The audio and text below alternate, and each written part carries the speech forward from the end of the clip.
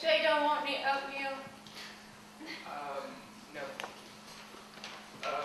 All right, where were we? I just shot Zachary. Right. You just pulled the trigger. Tell me, do you think Willie J can stay out of all this? Believe me, I think it's in our interest to keep him as far out of this as possible. Good. All right, so you just shot one Zachary F. Beautrell as a result of his continual physical and mental abuse. What happens now? Well, after I shot him, I put the gun down on the piano bench, and then I went out to the kitchen and made up a pitcher of lemonade. Lemonade? Yes, I was dying of thirst. My mouth was just as dry as a bone. So in order to quench this rage and thirst that was choking you dry, preventing you from uttering intelligible sounds or phrases, you went into the kitchen and made yourself a pitcher of lemonade. Right. I made it just the way I like it, with lots of sugar and lots of lemons, about 10 lemons in all. Then I added 2 trays of ice and stirred it up with my wooden stirring spoon. And then what? And then I drank 3 glasses, one right after the other. They were large glasses, about this tall. And then suddenly, my stomach kind of swelled all up. I guess what caused it was all that sour lemon. Could be. Then what I did was, I wiped my mouth off with the back of my hand, like this. I did it to clear off all those little beads of water that had settled there. I see.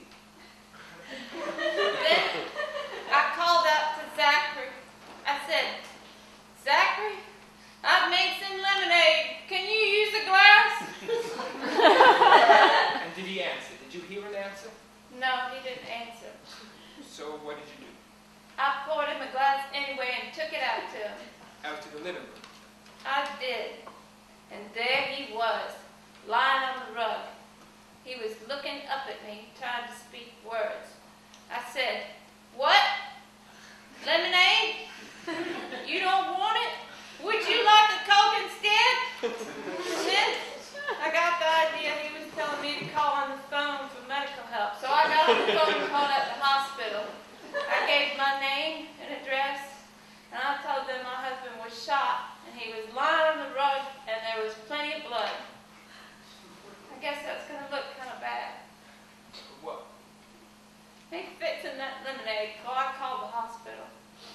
Well, not necessarily. I tell you, I think the reason I made up the lemonade, I mean, besides the fact that my mouth was bone dry, was that I was afraid to call the authorities. I was afraid.